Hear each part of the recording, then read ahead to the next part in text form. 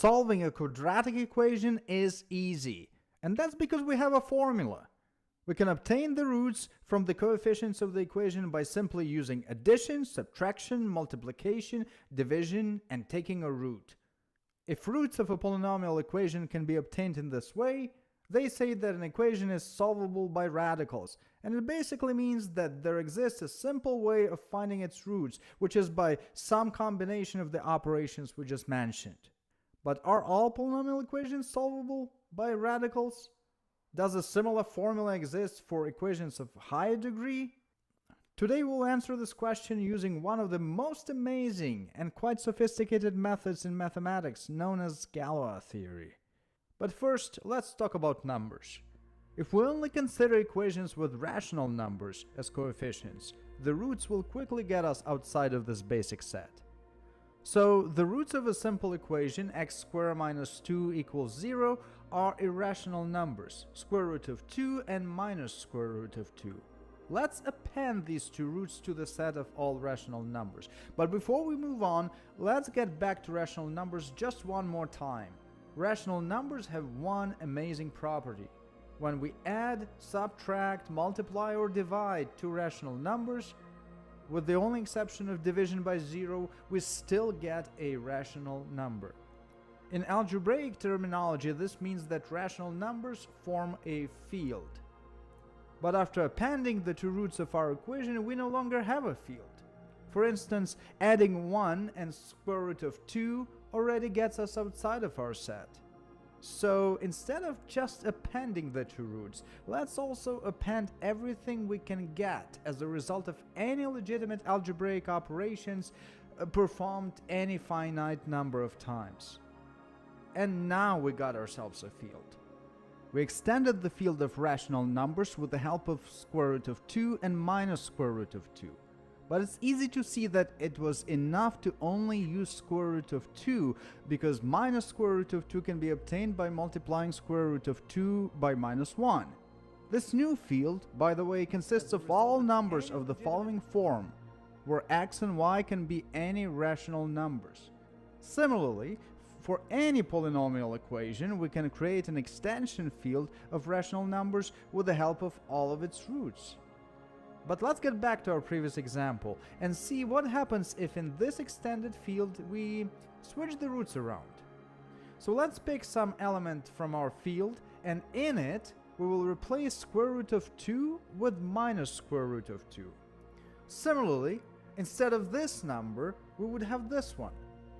This mapping certainly shuffles numbers around within our field, but something important remains unchanged. First of all, notice that all rational numbers are not affected by this transformation. But there is more. Let's give this mapping a name. Let's use some fancy Greek letter for that, phi. So we can rewrite our expressions as follows. It's very easy to check by simply performing the required arithmetic operations that for any two numbers a and b from our field, phi of a plus b equals phi of a plus phi of b. In other words, phi preserves addition, but it also preserves subtraction, multiplication, and division. If we now take an arbitrary number, x plus square root of 2y, from our field and look at x and y as coordinates on the plane, then applying phi acts as a mirror reflection over the x-axis, a kind of a symmetry. But what if we applied symmetry phi twice to our field? A number would reflect off of the x-axis once, and then one more time, basically bringing it back to where it was. So applying phi twice in a row acts as a trivial transformation, which is also a symmetry. It only doesn't rearrange anything in our field. It just keeps everything in its place. Technically, any two symmetries phi and lambda of a given equation can be applied sequentially, and the result will be another symmetry that we denote as follows. Applying the symmetry and then the other looks like an operation over symmetries. We use the little circle there, and it looks a lot like some sort of multiplication. As a matter of fact, the symmetry that does not change anything in the field acts as an identity element among symmetries and is often denoted as epsilon and acts precisely like 1 when multiplying numbers. Also, no matter what a symmetry is, by performing it backwards, we get an inverse symmetry. In our prior example of equation x squared minus 2 equals 0, element phi, that was switching the two roots, is actually inverse to itself, because phi multiplied by phi gives us a trivial symmetry, epsilon. All symmetries of a given equation are called the Galois group of that equation. And solvability of an equation by radicals is tightly connected to properties of the equation's Galois group. And that's what we are about to uncover further. Our simple example of equation x squared minus 2 equals 0 gave us a two-element group that consists of epsilon, the trivial symmetry, and phi, the symmetry that switches the two roots and can be thought of as a mirror reflection or just turning the set by 180 degrees. Using this analogy, we can say that an equation x to the 7th minus 2 equals 0 will have 7 roots and will have Galois group of 7 elements that can be thought of as rotations of a heptagon. And rotating the heptagon by 1 notch will be an element phi of the group, and every other element can be obtained by applying phi multiple times, which is the same as powers of phi. This equation, by the way, is solved by radicals because all we need is to take 7th root of 2. And just like in the previous equation, we got square root of 2 and minus square root of 2 as the solutions. Here we have 7, generally speaking, complex numbers of a slightly more complicated form, but we don't really care. All we care about is that solving the equation requires obtaining a 7th root of 2 of a number, and that is something we know how to do. So this is a good Galois group. Good in a sense that the corresponding equation is solvable by radicals. Groups like this one are called cyclic, as you can cycle through all the symmetries in the entire group by applying just one symmetry over and over again.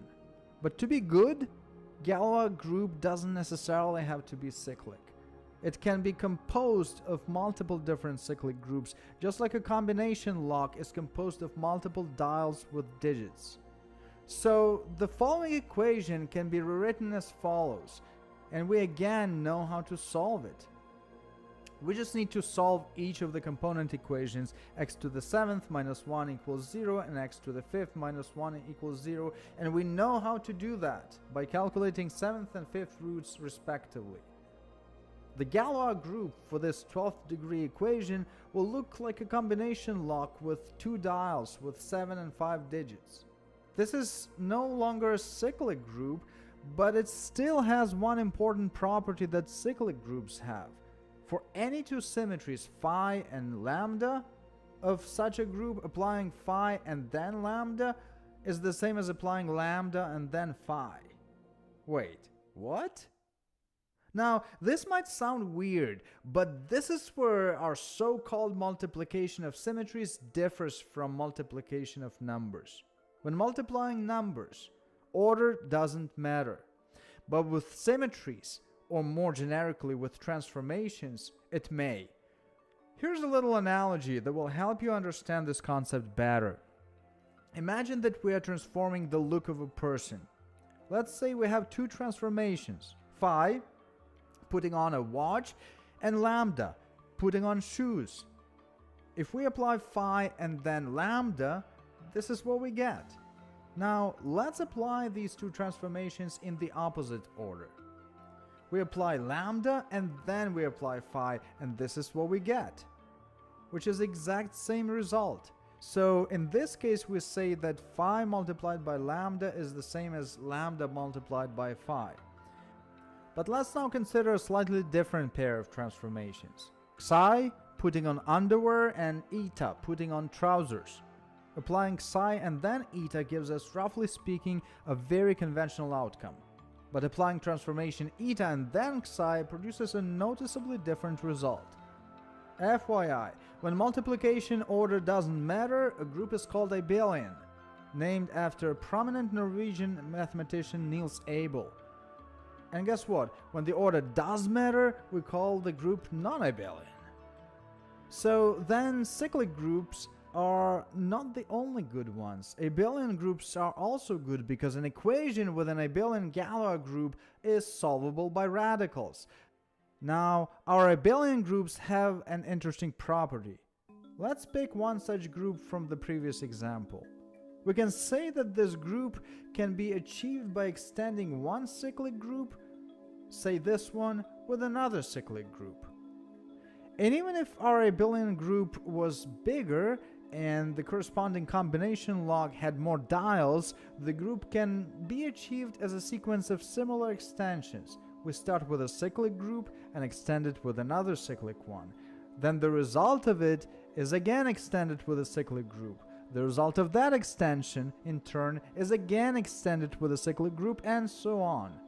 Every time we extend with a cyclic group, basically attaching a dial at a time to our combination log. But the combination log approach is not the only way to extend one group with another. Let's take one dial with 6 digits on it, but this time allow to not only rotate it as before, but also flip it, like so. This group is also an example of extending one cyclic group with another cyclic group, more specifically a group with 6 elements with a group of 2 elements. But the result will be a non-abelian group because performing a simple rotation and then flipping gives us a different result than flipping first and then rotating. And by the way, this particular group is a Galois group for the following equation. Every time we can obtain our Galois group as a sequence of extensions by cyclic groups, the equation will be solvable by radicals. And it doesn't matter how we extend it, whether using a combination log approach or by flipping a polygon or even in some completely different way. This type of groups was subsequently named solvable, to reflect the fact that the corresponding equation is solvable by radicals. But are all Galois groups solvable? In other words, can any Galois group be obtained as a series of cyclic extensions? The answer is no. If you consider this equation, its Galois group is the group of all possible permutations of the equation's 5 roots and is usually denoted as S5. And it turns out that you cannot build this group as a series of cyclic extensions. Permutations of 2, 3, and 4 roots, sure. 5 and above, no. And this is the beauty of Galois theory. It first establishes that an equation is solvable by radicals if and only if its group of symmetries, which we call the Galois group, is solvable. This is a military maneuver of taking the battle to the turf where you have a greater chance to win, and once you did, you deal with groups and not with polynomials anymore. And here we can prove, for instance, that the group of all permutations of 5, 6, or more roots is non-solvable. And the immediate implication of that is that the corresponding equations are not solvable by radicals either. So the general answer is, only equations of degree lower than 5 are all solvable by radicals. But starting with 5 and above, there are equations that do not have a formula in radicals. Galois theory that rests on the great work of Ruffini, Lagrange, Abel, and then ultimately Évariste Galois is one of the roots of the broad and powerful branch of mathematics known today as group theory, with applications in chemistry, material science, physics, cryptography, and other domains. The idea that instead of studying some objects directly, we may study their symmetries, and then from there much easier obtain some properties of the objects themselves, is a very powerful idea. And it's amazing that Galois group was one of the earliest examples of that greatness of human thought. Thank you for watching. If you find this video helpful, please hit the like button, share it with friends, and subscribe to my channel.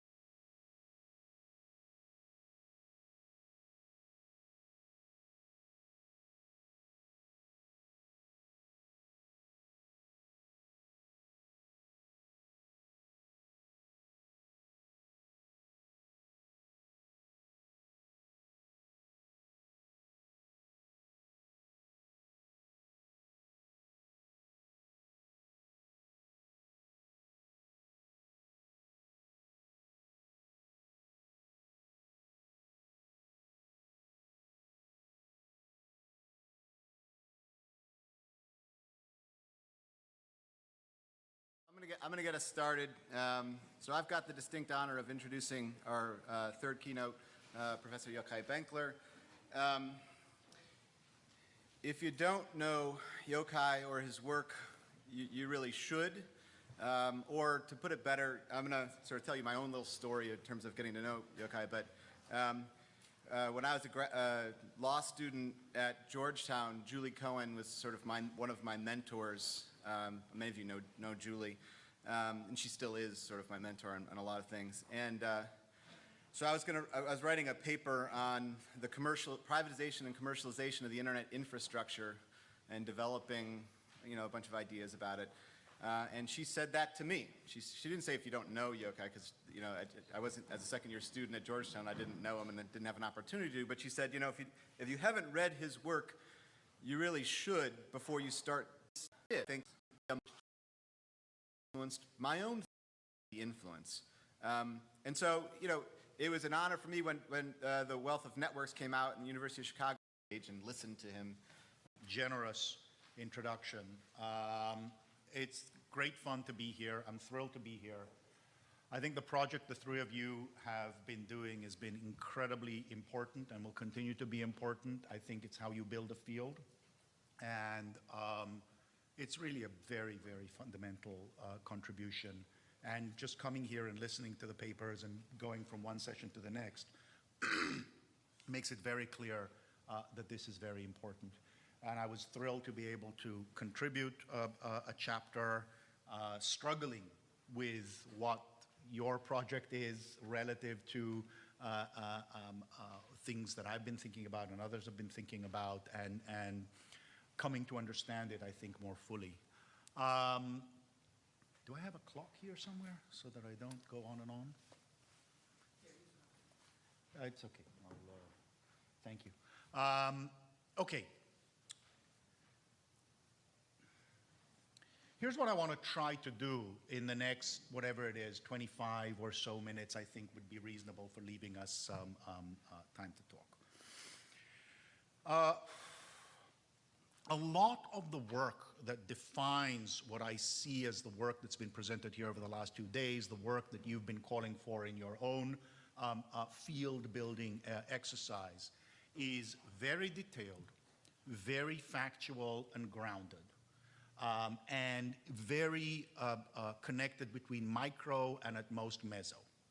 What I want to try to do today is propose to you, and really in some sense I feel, speaking inside a family, you can expose all of the anxieties and the uncertainties. So what I want to try to do with you today is talk a little bit about what this work has to do within a broader intellectual moment that I see ourselves as being in, and to try to help both think about, as I'm doing this study, how it connects to broader questions of the structure of capitalism, equality, and the future of work, and how that connection can potentially orient specific research projects such that they are both interesting internally within the empirical project, but also understand themselves as being part of this broader political conversation. So what I'm going to do is suggest to you three possible futures of capitalism that are unattractive, and identify what aspects of the various schools of the commons undermine which aspect of those potentially unattractive futures, and how we then can use our work as an ideological framework, as an idea set that allows us to frame our understanding of the world, to fight those political battles that are necessary in order to nudge the future in a more attractive direction. Which of these? This, that way. So here are a couple of pieces from Piketty's Capital in the 21st Century. The one on the top left describes income inequality in the US over the course of the last century. And what you see is that around 1980, there is an inflection point, right? There's The Great Depression and World War II caused a massive destruction of capital concentration. The rise of the post-New Deal progressive model of redistribution and taxation, large industries and unionized work maintains a fairly egalitarian distribution of income. And then around 1980, we see a steady, sharp increase in inequality from that moment on. One of the interesting things Piketty identifies is, if you look at the bottom right, is that there's a strong family resemblance in terms of the timing between the US and other Anglo-American societies. The trend is much weaker in Europe and much more muted. So what we see is a victory of a certain, and I'm going to describe it as a victory of a certain set of ideas whose roots is in the 40s with the formation of the Mont Pelerin Society, Hayek and Friedman, and the creation of the idea of fundamentally separating markets from society, insisting on free markets as both the core of liberty and as necessary for production, and tying it with a bunch of other components that I will then later on both lay out and describe to you how our work disagrees with. Once you decompose, just to try to give you a little bit more of a sense of the ideas, once you decompose the top decile, which is the larger portion, you see that most of the effect occurs at the top 1%. That's the black line. Most of the effect occurs at the 1%. Most of the rest is relatively flat. And if you look at the bottom left hand, you see that all the way up into the bottom half of the top 1/10 of 1%, the primary source of income is income from labor. That is to say, unlike the way that Piketty's work has actually been interpreted by him, first and foremost, and then publicly discussed, the most powerful phenomenon is actually the phenomenon of the rise of the supermanager, the rise of the stock option, which again, in terms of timing and justification, is directly tied to the rise of agency theory and stock compensation and incentive compensation in the late 80s. So what you have is a massive shift in inequality around an idea that is based on self-interested rationality, the firm as a way of avoiding shirking, and the justification of the alignment of incentives as the core way of organizing production. The interesting thing as you look at the shape of the line is that while the original inflection point is the Reagan-Thatcher moment, it converts from ideology in the colloquial sense of right-wing Republican ideology as Reagan was understood in the 70s to represent, into ideology in the Gramscian sense as the way everybody understands the world.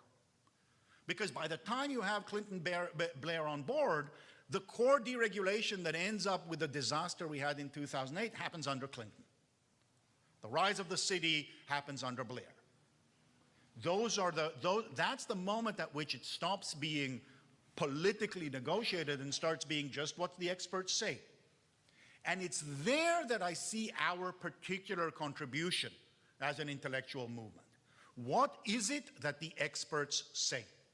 And the contestation of what the experts say, grounded in empirical fact, grounded in empirical work, is the core contribution I want to talk about today. So that's one dimension of the future of capitalism, the continued trajectory of neoliberalism towards greater concentration of wealth, oligarchic control, that is to say the translation of economic power into political power to preserve rents, crony capitalism, as a rational investment to maintain rents. The second story is the question we need to ask ourselves about the story that certainly I've been telling over and over again for the last 15 years or so. And that also fits in terms of the time, right? So you have Weber and Schumpeter and with Taylorism, the story of the first two-thirds of the 20th century being a story of moving both on market and non-market-based forms to more centralized models, shifting in the 80s and 90s at the same inflection point towards the market will take care of it all, privatization, internal markets within firms, privatization of government functions, rational modeling of private personal behavior in the family as self-interested rationality, moved for 20 years. And the story that we've been telling, again, I certainly, is that what we've seen is a reintroduction of the social into all of these other domains, and essentially an integration of social production into both market and non-market domains, both decentralized and centralized. That was the story. And so the solution space, so many of our case studies when we look at knowledge commons populate various quadrants in this framework. So yesterday's session on market integration with industry was a classic example of this. Studying Stack Overflow is exactly a kind of instance. They provide us with our stories. But at the same time, what have we seen in the last few years? We've seen the term sharing applied to microtransactional reallocations of mid-grained lumpy goods that we used to once share, carpooling, and now sell or rent out, Uber. We used to have someone on the couch, and now we have something else. So the question is this really entrepreneurial, flexible, decentralized, or is it just contingent, precarious work and alienated labor? Right. That's the question. It's a research question. I don't know an answer. It's not a rhetorical flair. It's a research question. It's something that exactly the techniques that we bring when we study commons to trying to understand the question of money and the relationship of money and the relationship of work and the stability. Answering that question is really important because I have heard and read decent explanations for why it is in fact empowering to be able to rent out your spare bedroom, and quite plausibly other stories that talk about people basically doubling up with their roommates because they don't feel like they can afford to keep their apartment not rented over the weekend in Manhattan. And both stories, the stories that I've heard, we have strong emotional and perhaps intuitional relationships. I don't know that there's really good research out there, really important. And finally, the other source of concern is the rise of what I'm tentatively calling big SIB capitalism, big data, surveillance-informed behaviorism. And I'll talk a little bit more about its components, but the stand-in for that here is the Facebook emotions experiment and the idea that Facebook ran an experiment that showed that they could actually get people, they could infect people with more or less happiness by manipulating the flow of messages they see over the course of a day on a relatively large-scale population of people. Most of the discussion on that has been about the research ethics. But in reality, it's really about, as you called it yesterday, programmability of people. And that's a very different kind of capitalism from the capitalism that says firms use free and open source software. We're seeing a socialization of production. Social production is emerging and being integrated into firms instead of actual self-governance, self-regulation, an extension of autonomy into the domain of production. What we see instead is the objectification of individuals through the regularization of control over systems. So a little bit about what it is that we're responding. The paper that I did for the book and the presentation that I did when I was here last focused really on trying to tease out the distinctions between the study of the commons as it's understood by IASC, the study of the commons as common property regimes, and the kind of work we, particularly in law, who have been working on information commons, access to open access commons were. And the core distinction was this question of how discrete the boundary was outside, how discrete the universe of people was versus the open access. So essentially what we see is the study of CPRs, common property regimes, the critical role that the IAD played in defining answers, and the critical emphasis on local knowledge and effective self-governance, the polycentricity that Mike was talking about yesterday. The core thing that characterized our work, and you see this in Brett's infrastructure book, which is the most detailed working out of this and the richest working out of this, is open access to an undefined set of people under a range of rules and growth-oriented. So if it's Carol Rose talking about roads and navigable waters 30 years ago now,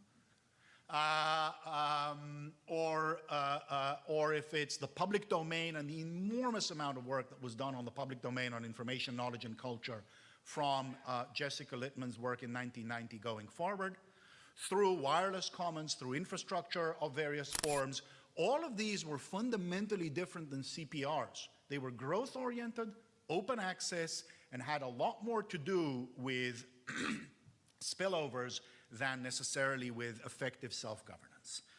There's also another third set. You see it, I think, I'd say most clearly now in the work that David Bollier's been doing with the Heinrich Böll Foundation, more on global commons, which is less tightly connected to the kind of empirical work that's been so powerful in the commons work, and much more skeptical of growth than the information and infrastructure commons worth. In fact, it's in many senses anti-growth. It's more metaphorical than it is direct. But each of these three strands contributes to a critique of the core pillars of neoliberalism that underlie, at a minimum, the dynamic that Piketty, at least I used here to identify. So what are these pillars? First, Hayek. Uncertainty and complexity make economic planning impossible. Prices and decentralized decisions in markets by individuals will produce good information. That is the critical point. It's not an opinion, it's a fact that it's too uncertain and complex for a planner to know enough. The only way you can know enough is by decentralizing information collection and locating action at the point of information application, and the medium through which you communicate about that is price. Second, universal rationality modeled as utility maximizing self-interest is a sound model of human behavior, foundational to the mathematization of economics for 30 or 40 years until the last 10, 15. Collective action fails and corrupts to illegitimate power. Liberty depends on choice in markets. Planning transforms into despotism. This is absolutely central from Downs and Olson and on. Therefore, deregulation or freeing markets from political and social control is both efficient and liberating. And market incentives, in turn, are necessary and adequate to explain human behavior and direct it. That's all you can do in an environment as complex and uncertain as the one that we have with all of the information failures. Now let's look at these pillars and see how our work undermines every single one of them. Facts, facts, and damn facts. Your emphasis here in building this school basically on one damn fact after another. My facts beat your model every day because your model crashes and burns on my facts. That's what's worked. Facts require abstraction. One of the remarkable things about governing the commons was exactly the ability to take 2 decades worth of facts and abstract them to a level that then everybody could understand how it informs everything else. To uncertainty and complexity. The IAD basically says that uncertainty and complexity make standardized property packets for pricing lossy. That is to say, you lose information in the conversion of the complexity of the world into prices. no less than you lose it in the conversion of the complexity of reality for managerial commands, whether the managers are bureaucrats or firms. Local institutions provide better resource management and utilization, therefore, than either central planning or standardized property-based markets. But uncertainty, it's uncertainty all the way down, including for pricing. In the information commons and innovation, you have the public domain and commons-based exploration that allows diverse people using diverse resources to apply diverse knowledge and experiment.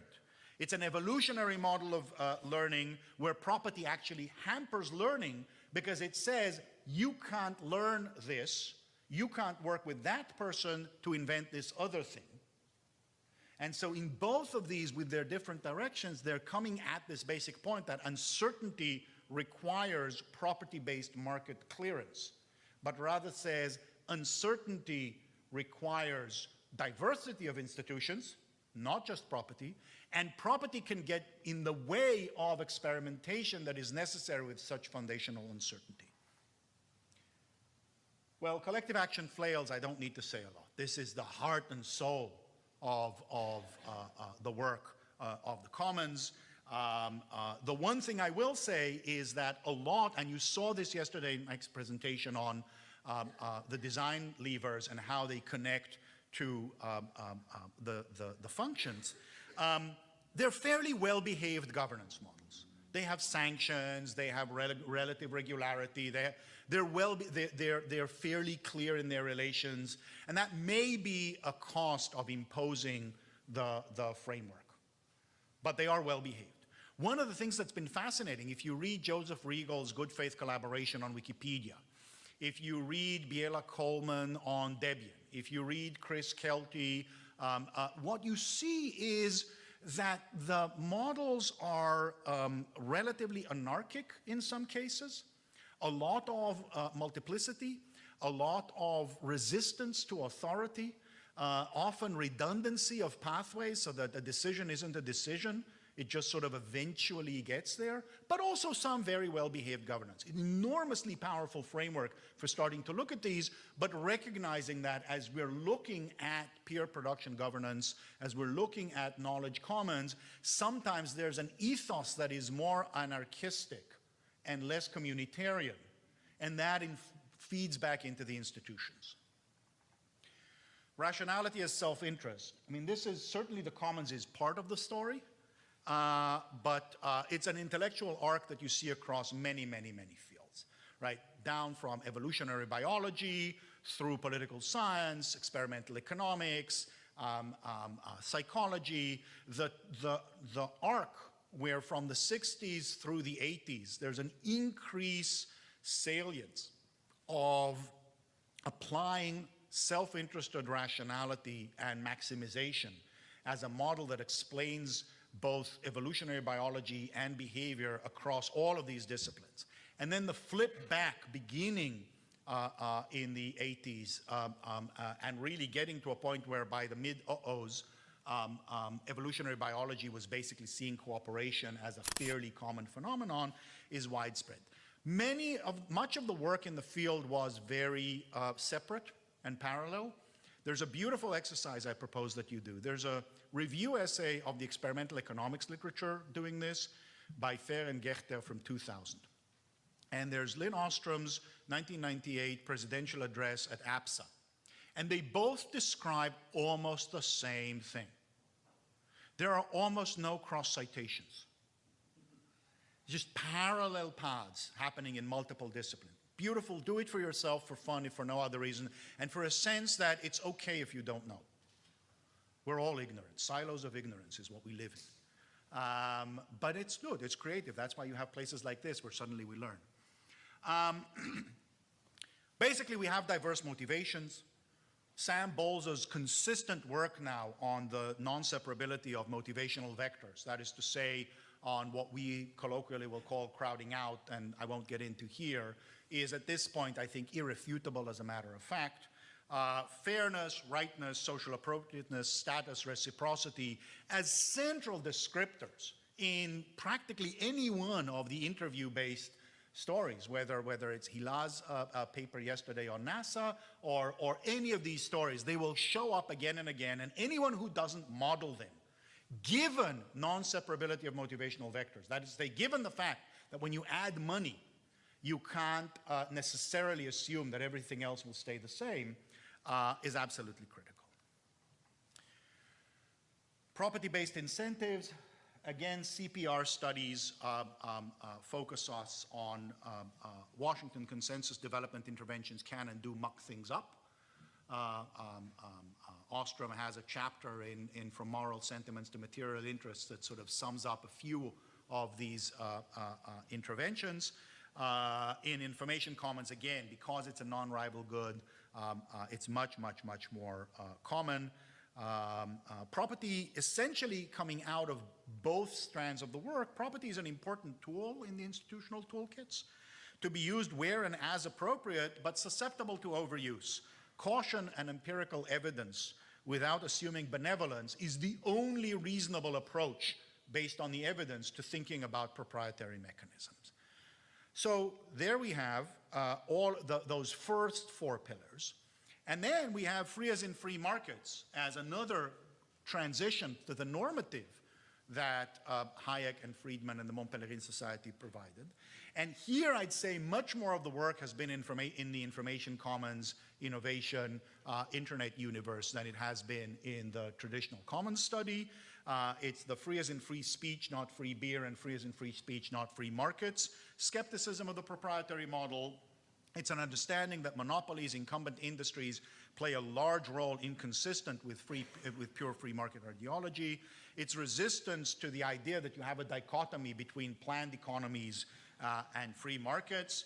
It's about voluntaristic self-organization, strong affirmative autonomy types of claims, that is to say, freedom to do stuff, freedom to tinker, freedom of self-expression. And you see, to some extent in the environmental commons, the same point about freedom, free markets leading to tragedy. But I'd say this is really the image of the resistance to the idea of free as in free markets.